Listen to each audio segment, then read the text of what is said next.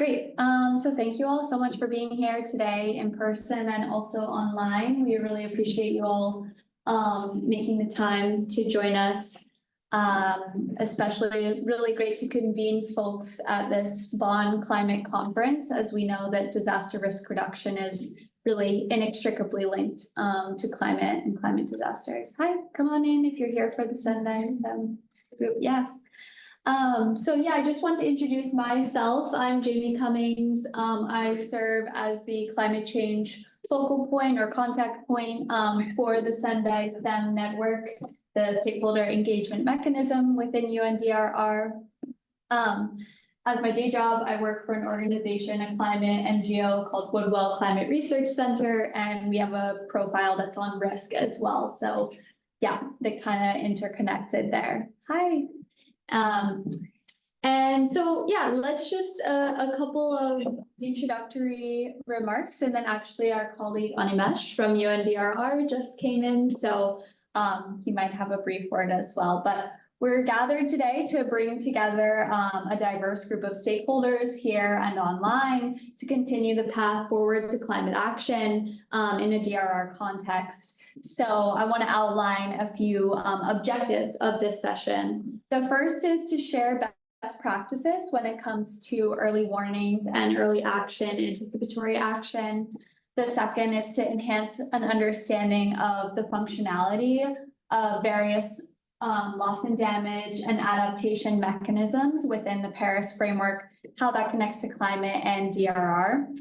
And to collate and disseminate recommendations for from non-state actors like ourselves, stakeholders, and for representatives of the Early Warnings for All initiative, which you all know UNDRR is helping to support, and the Santiago Network for Loss and Damage, which UNDRR is the co-host of.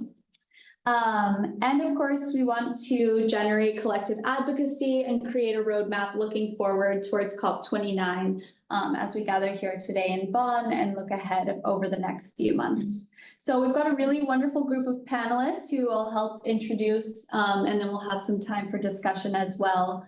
But first, I'll pass it to Aminesh. Kumar, who is the head of the UNDRR office here in Bonn, serves as the organization's global faculty for climate action, comprehensive risk management, and disaster data. So Aminesh, thanks for joining us today. And yeah, please, if you'd like to share some welcome remarks. Yes. Thanks, Jamie, and really wanted to welcome everyone, including those online in Bonn. The building where we are sitting is actually the former parliamentarian offices when Bonn used to be the capital of Germany. And other buildings that you see in the campus are also the former parliaments, actually, of the federal government. We still call Bonn the federal city of Bonn because it has a very special status. So I think this meeting comes in at a very opportune time for us in the middle of the subsidiary body meetings where all of you are attending here in person. And I'm just coming from a briefing by the COP29 presidency on the arrangements for Baku. It doesn't look very promising from the logistics side of things. So we need to prepare well in advance in terms of the logistics, in terms of who goes, and also the kind of events that could be organized there. So that's one part of it. But substantively, I think things are moving in a very promising way.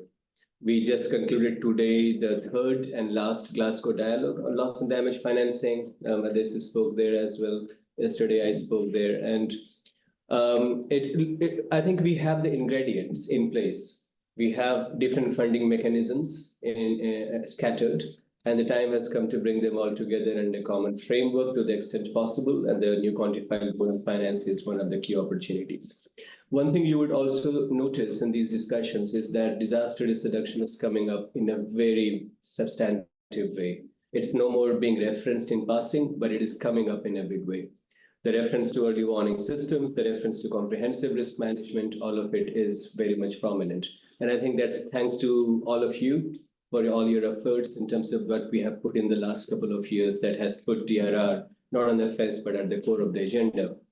And finally, I've just also met the COP29 youth champion, Leila, who will meet you as well. I've introduced Jamie to her I think it will be important that while we move forward towards COP29 and then towards Berlin, the stakeholder counterparts in the COP processes are already mapped and connected with them, because then it will help in terms of connecting better on the substantive processes as well. That there would be a series of initiatives that are being planned and launched. We had a meeting on this morning. There are around a dozen initiatives. I would, don't quote me, but suggest not to get engaged too much into those initiatives. They don't really have a big life. They are launched at the initiative and then they have a slow death over time, till the point those initiatives become the part of the negotiation process and hence are part of UNFCCC processes reflected in the decision text. It doesn't really, so don't get discouraged in case you see we are not very engaged in those initiatives. But if they are part of the formal processes, then definitely yes. So just some words of caution, some words of promise, some words of opportunism, and some words of optimism. But again, welcome all of you and have a nice discussion ahead. Yeah, thank you, Animesh. Thanks for making the time and this office space available. We really appreciate it. So yeah, we'll kick off going into the discussion. We're first going to be talking a bit more about early action and early warning systems. And so we're going to take a look at the early warnings for all initiative. We have our colleague Luca Rossi online. Luca is the senior coordinator for early warnings for all initiative at UNDRR, where he leads pillar 1 of the initiative on disaster risk knowledge. He's an environmental engineer with over 21 years of experience in disaster risk management and covers all angles of DRM. So Luca, I'll pass it to you to give a few remarks on your work there. Thank you. Thank you very much, and good afternoon, everybody. Thanks a lot, Animesh, for the introduction.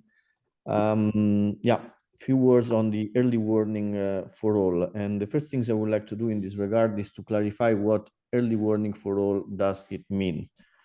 Early warning for all means, indeed, that is early warning messages that have to reach out to any single person and give them the tools, the information, the capacity to take immediate action to self-protect their own lives, but also their livelihoods, their capacity to run their activities, maintain their source of incomes.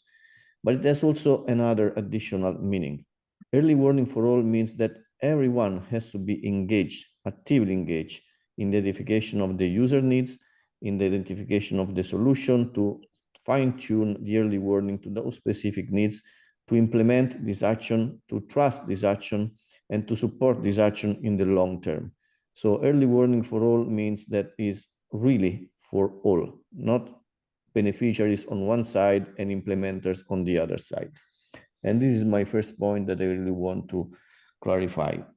Then the second point is about how do we assure that this is happening? And this can happen only when we are sure that our early warning are leading to early and anticipatory action. And to lead to this, what is important is again that everybody is part of it, because the early warning needs to be actionable. The early warning needs to be trust. It needs to be owned. It needs to be sustained in the long term. And this means that everybody has to understand what is the potential, let's say, impact on the socioeconomic system, on their own lives, and what is possible to contribute and how is possible to contribute to maintain it as really effective and efficient, including through some technical support for sure, but also financial support. So one of the things that we are trying to exploit a little bit more is the socioeconomic cost of the disaster impacts, because this can then lead to the promotion of an approach that is called resilient dividends. Meaning, if you are expecting to have an amount of loss on the different sector, a percentage of this potential loss can be allocated in order to support the establishment and maintenance of this system. The other things that we want to ensure is that is really user driven. So how do we do that? We need to understand that there are different needs on the ground. For sure, there are the national authorities who are in charge to take the early and anticipatory action on one side, so National Disaster Management Authority. But we have also private sector. that has made significant investments. So how can they benefit of this information in order to take themselves some preventive and mitigation actions on the ground? Then we have most vulnerable groups, and this includes a wide range of stakeholders. It can be a person with disabilities, but can be many others. And so how do we ensure that these recipients get a message and information that is really understandable for us, and they are allowed to take action in this regard? How? Even when we are dealing with middle-income countries or most developed countries, again, we have different groups of stakeholders, and the kind of credibility of the early warnings and trust in the early warning is depending on many things. And there are situations that can touch not only the most vulnerable groups, but even most middle-income countries and most developed countries. When you target some citizens, the reaction to the early warning depends on many different things, including some, for instance, normative issue or regulation at the national level. So it's not only depending on the fact that an early warning is accurate and that you receive the message, but there are other reasons for which a citizen decide not to follow the guidance that is shared within the early warning system. I give you a simple example, and this is coming from my own country, so I'm not offending anybody here. In the past, there was an insurance system that allowed people who suffered the loss of their goods, for instance, cars, to be reimbursed in case the state of emergency is declared. Over the past year, this has changed. And so now the behavior of the citizens is changed. What does it mean? If you have a car and you depend on this car in order to get your income, your salary, because you are someone who work with this tool, and the insurance is not coming back, then the person will try anything in order to rescue the car, even from the basement when the flood is coming. So it's a different angles that we have to take into consideration when we are defining the early warning and the early and anticipatory action on the ground. They have to be accompanied by an awareness campaign. This is a critical element. These are all elements that needs to be taken into consideration when this is discussed within a national platform for disaster risk reduction or in bigger events. One of the other elements that I want to put forward here, I was touching base quickly earlier, is the resilient dividends approach. Once we understand what is the socioeconomic cost of this disaster, it's easier for us to understand that we are all invited to contribute, not only on the technical implementation, but also on the financial support of this system. There are a number of partners that are helping on this. There is UNDRR, of course, that is working on taxonomy and understanding how much has been invested in order to maintain this system or develop this system. But there are other groups, like, for instance, UNEP, that is now dealing with early warning for environment, trying to understand what is the socioeconomic impact of disaster when the environment is affected. What does it mean in terms of health? What does it mean in terms of environmental degradation, which then make easier to have, for instance, landslide? Or what does it mean in terms of food security? Or what does it mean in terms of employment? Because when disaster impact on some on critical infrastructure, you have a loss also of the entire system there, and which means a loss of income for many people. And this is disrupting the public services as a cascading effect. So these are all the different lenses that we should try to, well, not all, but some of the different lenses that we should use when we look at the cascading impact of disaster. And the point is, how do we assure that we are taking all of them into consideration? The whole of society is required to engage, actively engage, present their needs, identify the solution, and help implementing the solution. How UNDRR is addressing this challenge? One of the things that we have been envisaging in the context of the early warning for all is the multi-stakeholder forum. We are planning a multi-stakeholder forum at the global level within the Global Platform for Disaster Risk Reduction in 2025, June 2025 in the prep days. But in order to assure that we are really capturing the specific needs and requirement which comes from different regions, from different contexts, we are equally feeding fueling this event with information which will be analyzed in regional events, so regional multi-stakeholder forum that are going to take place in each of the different regions, and this is going to happen this year, basically between the beginning of October and the beginning of December across the 5 regions. I really invite you all to bring your knowledge, your experience, your capacity, and share this and identify good practices that can be replicated elsewhere. And this is an interesting area of engagement, because this really can make these systems relevant, useful, trust, and implementable. I think I will leave it there, and I'm really looking forward to the rest of the discussion. Thank you very much. Thank you, Luca. Thanks for those remarks.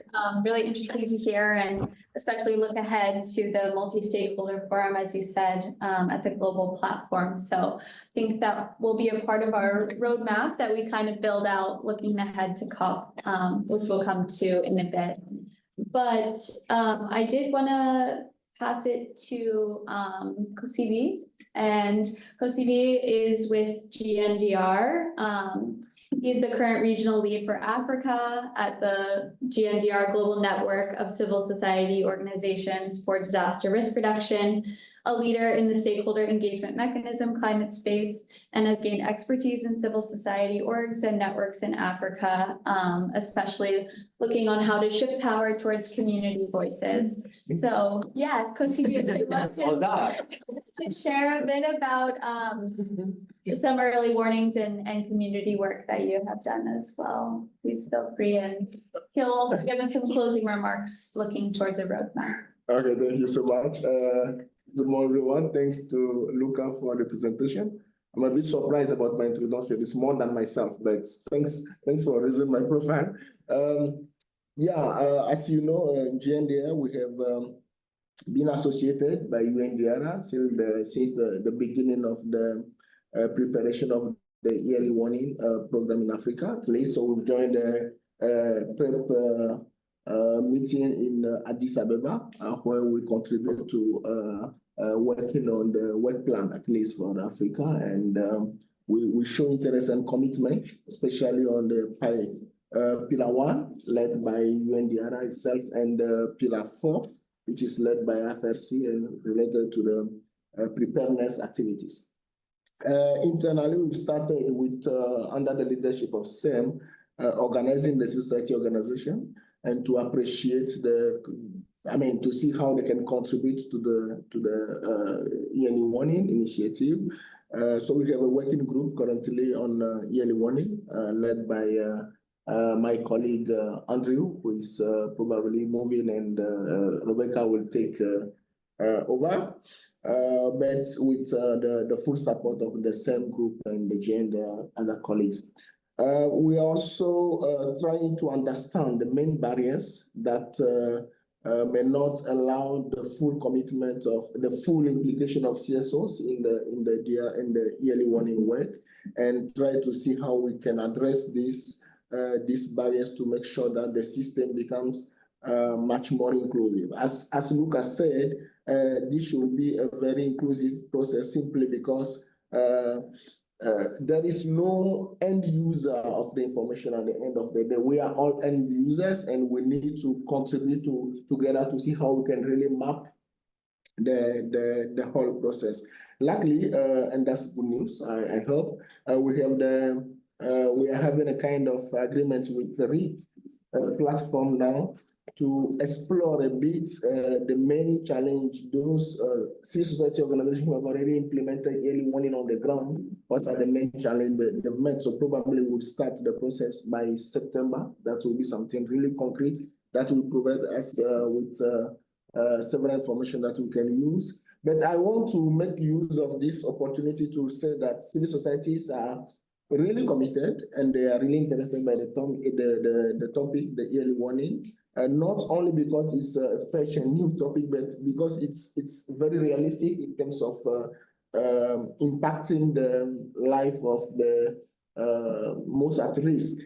And with early warning, we can really reduce, I hope, by at least the half the intensity of hazards that tend to become disaster in some cases on communities. We can also probably improve the resilience of the communities because they can plan ahead, and also protect their incomes, activities simply because they have the right information that help them to anticipate. We know that the main challenge actually in the early warning system is not only about accessing the information, but it's also understanding the information, breaking the information, disaggregating the information if we want to a level that every actor can really own the process and transform, use the process in a very risk-informed manner so that the activities can be protected and resilience can be ensured. This is where we are, and we want to make use of this opportunity to again invite all the civil society actors who are in this room, but also those who are out of this room to really join the process, especially those who have experience in the early warning, but also anticipate reaction, because at the end of the day, the early warning system or the information we get in earlier should help us to anticipate whatever can happen. And if the anticipation is not there, then probably the information that is provided might not be that useful. So this is where we are now. It's a long way to go, but we have started, and we would like to see more inclusion from different actors. We would like to be not included in a political way, but to be really included on the ground. And I don't mean gender, but civil society organizations as they are really present on the ground to make sure that we understand what is planned, we contribute to that planning, and we implement together that decision. Let me stop there. Thank you. Great, thank you. Thanks so much for sharing and bringing in especially the community perspective. Great to hear all the work that GNDR is already doing and has been doing with UNDRR for quite some time now. Okay, so then I'm going to pass it to Carlos Uribe, who is our UNDRR colleague as well, to give a bit of an introduction and overview of comprehensive risk management and that framework. So Carlos is a risk knowledge officer of UNDRR's regional office for the Americas and the Caribbean. He's a Colombian French national and has a background and a degree in environmental engineering, Master of Science, and field of geosciences. So he helps to head up the CRM work, and would love to hear what you have to say, Carlos. Yeah, thank you, Jamie. And welcome to everyone who here in person and then the participants online. A quick update on my bio, because I moved from the regional. Now you're in the Bonn office. Yeah. Now I'm in the Bonn office, working in and managing at the global level this initiative that we call comprehensive risk management approach, and this is strengthening the linkages between climate change adaptation and disaster risk reduction, particularly looking for coherence between the policy instruments that are developed under the global frameworks, namely the National Adaptation Plans for Climate Change under the Paris Agreement, and the national and local disaster risk reduction strategies under the Sendai framework for disaster risk reduction. Using a very basic rationale, and our vision of climate change is playing a role of catalyzing and accelerating events climate-related events, so more frequent and more intense climate phenomena that are taking us to negative impacts, and accelerating also all kind of hazards from a systemic point of view. So the idea is to bring together the support we are giving to the countries for the development of those public policy instruments with a focus on the implementation of them. And why the focus on the implementation? Because when it comes to the national levels, there is two institutions or organizations or bodies of the government that are clearly identified for each one of the topics. So normally, Minister of Environment taking care of climate-related topics and particularly adaptation issues, and Minister of Interior looking at disaster reduction with civil protection and national disaster management agencies associated. But when it comes to the local level and where the things happen in the cities, there is one single unit that is in charge of both agendas. So bringing together the agendas is also helping at a different level. So on the global level, we are leveraging the financial mechanisms that we are bringing together to finance all the activities included on those agendas. At the sub-regional level, with the technical assistance we are giving to countries and to the sub-regional bodies that are supporting countries on the design and implementation of those instruments at the national level to facilitate a little bit the work in terms of the capacity they have, the resources they can allocate to this, and the capacities they have at the local level. So the comprehensive risk management have three main components. One that is on research and policy analysis. One of the main activities we started implementing 4 years ago in different regions is a policy landscape analysis that is looking at the existing policy instruments and analyzing if they are or not facilitating an integrated approach between climate change adaptation and DRR, and designing a roadmap if we need to create new or review those instruments. And then the second component is a capacity building component that starts with the organization of national workshops. And those national workshops are very important because as at the national level, I was saying there is two separate identified organisms that are taking care of the agendas. The first thing for us is to generate this political will and to really explain the benefits of integrating both agendas. Then transparent capacities through different formats of assistance. We have developed a series of technical guidance that we are proposing to countries to implement. One that is mainstreaming the climate principles into the design of a DRR strategy. The second one is the use of climate information to inform the national adaptation plans, so trying to making the DRR strategies climate informed and to mainstream the DRR principles in the NAP. The ideal situation is to have one single plan for both agendas with one unique strategy of implementation, but this is not possible. Looking at the current situation, the midterm review exercise of the Sendai framework that we did last year showed that 152 countries have reported to have a DRR strategy at the national level. Yeah. And if you go to the NAP portal of the UNDRR, only 55 or 56, when you won last week, countries have a national plan.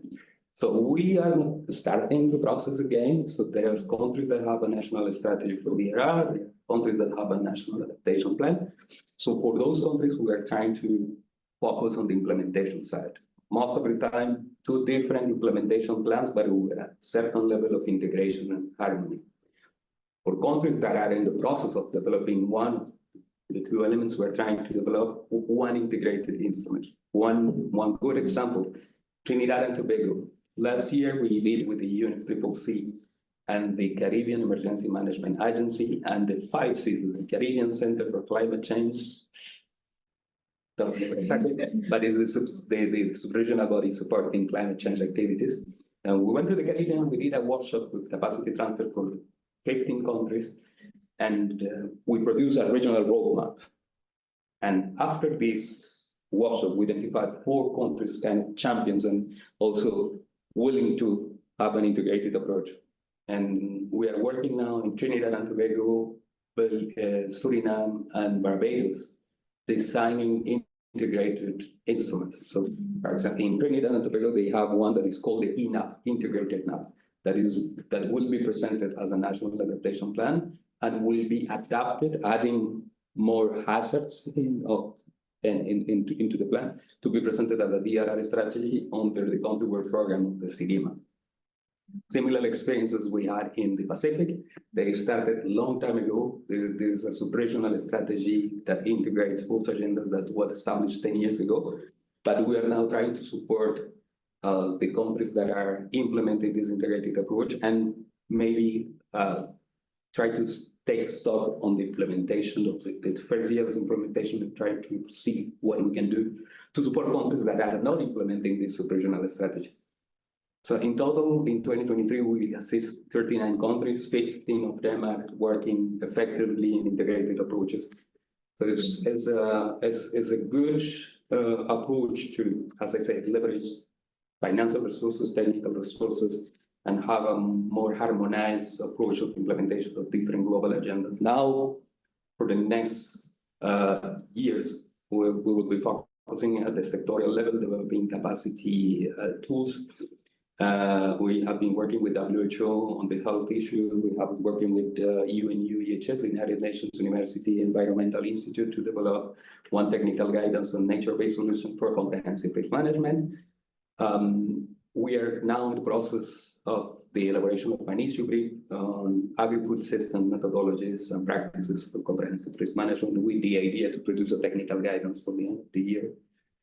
And having a little bit more of ambition, we're trying to integrate also biodiversity strategies at the national level and disease in a kind of harmonized way to really align the policy instruments that are supported by the different frameworks of the international agenda. This is in a nutshell what the CRM is about it and how we're doing. And the idea is to increase the number of countries to 40 this year, so 40 more than the 39 the last year.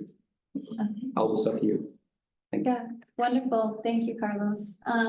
Really interesting to hear about kind of practical examples of how you all are getting this work done on the ground, and yeah, trying to really integrate DRR and climate, because I think that's what this conversation is all about here today. So thanks for sharing.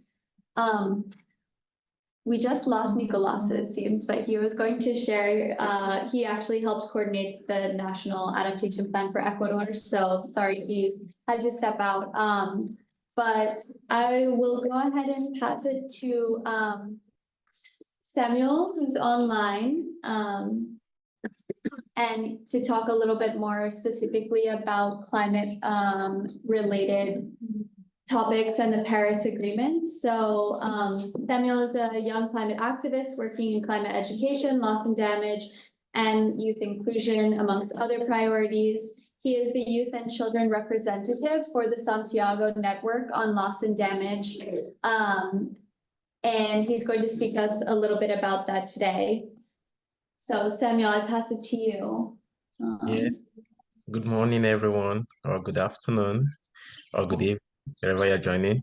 I'm Samuel Okorie, and it's a pleasure joining you all from the United States. And I should have been in the Bonn Climate Change Conference, but I think there were some unavoidable circumstances that came up, and I'm here. So I'm joining you virtually, and it's a pleasure. So I'll be talking about the role of the Loss and Damage Fund, but even also looking into the Santiago Network and how this can help achieve this Sendai framework, and also driving towards the Paris Agreement. And then before that, I would like to give more like a brief analysis of what has transpired so far in the Loss and Damage, the Santiago Network Advisory Board, which include the decision of the hosts to be in Geneva, which also has to do with, parties committing their time, their resources to make sure that vulnerable countries are able to send a demand for technical assistance in addressing climate change issues.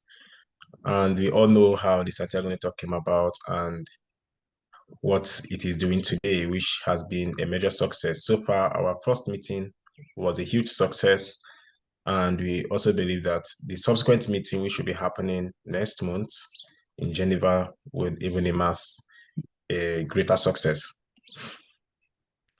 Of which the role of the Loss and Damage Fund, I would like to talk about that a bit, is, when we talk about the Sendai framework and the Paris Agreement, they are not in, I believe, even the 17 SDG goals, they are not in conflict, but they are complementing one another, which also, can be interlinked with the Sendai framework and the Paris Agreement, which I feel is a comprehensive risk management that has helped us to be able to identify, assess, and also look at ways to mitigate risk or disasters associated with climate change induced impact.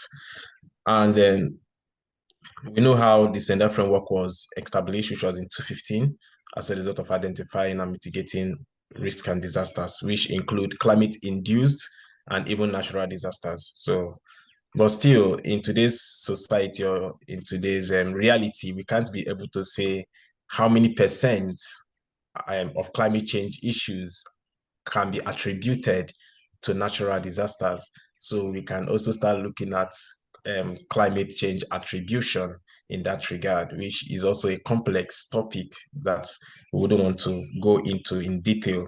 But looking at climate change attribution, who pays what and how, is very, very important to know how climate change is affecting and impacting countries and local communities who are vulnerable to climate change issues.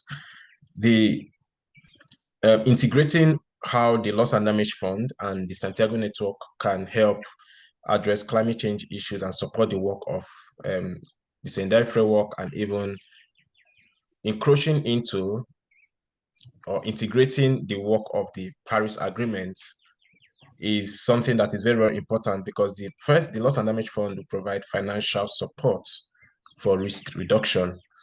We have seen what SEM is doing, what the Paris Agreement has brought forth into our own very present, giving us the reality and also bringing to us as well the awareness of potential risk that lies ahead if we don't take action.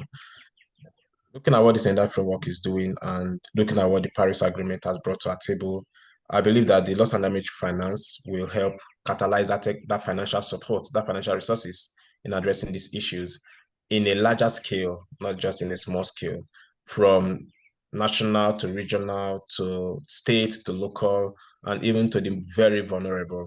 And it will also help to implement early warning and early action in minimizing the cascading impact of unavoidable risk. Since there is finance that is already on ground, which is from the Loss and Damage Fund, I believe this will go a very long way in minimizing this risk that is very systemic rather in these places. When we talk about climate change is systemic, it means what happens in this community can lead to a cascading effect or cascading impact in other communities. So it encroaches from one place to another. And how to regulate or minimize this is addressing it from the root and not just at the surface level. So you are able to trace, where is this coming from? How has this, metamorphosed in time past and leading to even more adverse impact in present? And I also see the need that this fund and even the Santiago Network will help to strengthen risk management, because part of the work of the Santiago Network is to make sure that, which I believe the UNDRR is here, which is hosted by the UNDRR and UNOPS, is to, foster risk management across regions, to make sure that regions are able to understand how to manage risk and even analyze this risk. Through this, we believe it can help to prevent potential impacts of climate change issues. Part of the thing is when climate change happens, it doesn't just happen, but it's as a result of neglected signals, right? We have seen the signals, we've seen what the science is showing us, we've seen even the weathers at times, but we didn't take it serious. So probably there has been a neglect there, and that neglect has caused a loophole, which is something we are paying dearly right now. I'm a fellow of the Cambridge Existential Risk, and during my fellowship with Cambridge Existential Risk, I understand that existential risk are things that is currently happening today, and today can be seen as an existential risk tomorrow if we don't take action now. Because 30 decades ago or 30 years ago, right, the science was there, the result was there about these issues, but nothing was done. No concrete action was taken to address them. And today we are seeing how the impact is even worse. And I would say that the Santiago network itself will also help to integrate the work of SEM in risk assessment and data-driven research. We know part of the major issue we are facing right now is data. Like, we don't have a comprehensive data to talk about climate change issues, because there is a lot of data disparity. When you go on now, you see one from IPCC, you see one from UNDRR, you see another from UNICEF. So through the work of the Santiago Network and even the Loss and Damage Fund, it will help to provide a comprehensive risk assessment and data-driven research to facilitate decision-making and governance, which is very important, because you cannot be able to talk about climate attribution without talking about data. How do you quantify them? How do you say, okay, this is the impact, this is the level of impact affecting a particular vulnerable communities? And LDF and the Santiago Network, through complementarity of their work, will help strengthen coping mechanism by providing financial and technical support driven by community. Yes, so this will help them to provide technical and financial support driven by community. Like I said, part of what the Santiago Network has looked into was how can communities request for technical support. First, what is technical assistance? What is technical assistance, and how can communities or countries request for technical assistance? Is there any rubric for them to look into, or they have to send in this demand, they have to send in this request to tell us this is what is happening in our community or in our country, and this is what we need as technical assistance from you? So the Santiago Network will help provide that. And we are not just going to give rubric, but however, we are going to make it an open space where communities can be able to identify this themselves and submit as well on what they feel is needed as a technical assistance in addressing those issues, which includes capacity building, research, also some initiatives that is driven by communities. And the Loss and Damage Fund will help to upscale this even in a larger scale. And lastly, I would like to talk about uniformism and strategy in responding to these disasters. That is what the Loss and Damage Fund, the Santiago Network, will help to bring in complementing the work of SEM. Uniformism, strategy. Before now, we've seen the work of UNDRR, UNDP, even UNICEF. However, through the Loss and Damage Fund and the Santiago Network, there'll be a uniformism in addressing this. So it's more like all effort is concentrated to this particular issue. And with uniformism, you know what happens. You give it more attention, you give it more time, and all resources is channeled towards one direction, and not, having a lot of duplicate resources that at the end of the day is very, very difficult to account for. So while this is going into this process, it also brings in need for accountability and transparency, because everything is in uniform, right? And I would like to say lastly that the SEM and the Paris Agreement provides an avenue. Why the SEM and the Paris Agreement provide an avenue for identifying climate disaster issues, the Loss and Damage Fund and the Santiago Network provide an integrated financial architecture critical to respond to and reduce climate risk by strengthening the coping capacities needed to address unavoidable disasters. As a result, this would help to foster resilience, inclusivity, and equity, making sure that vulnerable communities are able to manage and respond and also recover from the impact of climate change issues.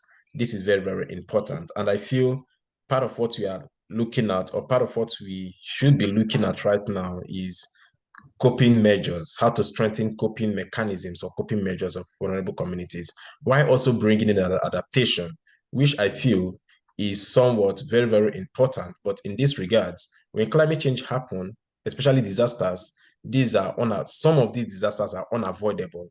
What is needed is coping. How do you cope in this? How do they recover? By coping, do they still eat? How many food do they eat a day? How is their homes? How do they sleep? How do they wake up? Where do they go to? I've seen situations where people talk more about strengthening adaptation capacity. When climate change happens and people are trying to survive, at that point, they are not even adapting. They're trying to cope. They're trying to survive. So it's more with them Herbert Spencer theory that talks about survival of the fittest. And I feel this is something that we also need to start looking into. And I wouldn't want to end this without saying that the most vulnerable people that are impacted by climate change are youths, and will be youths and children. Most vulnerable people that will be impacted. Currently, they are youth and children, and even in the future, it will be youth and children. So it's very, very crucial that while decisions are being made and while we are looking at measures and addressing these issues, youth and children are given the space and the opportunity needed in addressing climate change issues squarely, and not just, inviting to the table and seeking for opinions, but making sure that even their opinions are integrated into solutions and also they are involved in those solutions. Thank you. Yeah, thank you, Samuel. That was really informative and appreciate all your analysis there. And interesting that you mentioned the importance of data, because there actually is a UNDRR side event tomorrow that's all about loss and damage and data. So if you all have a badge and are in the conference center tomorrow, that could be a great conversation to continue. And I also really like the piece about coping versus adaptation, because that is an interesting difference and something to think about at the community level. This has been a really wonderful conversation, and thank you all very much for your really thoughtful insights, and especially to the panelists, both online and in person, who gave us the background to start the conversation. And I think, yeah, this is just the start, and it's really wonderful to be here in Bonn with many of you. But as we said, this work will continue every day beyond this. So thank you all very much.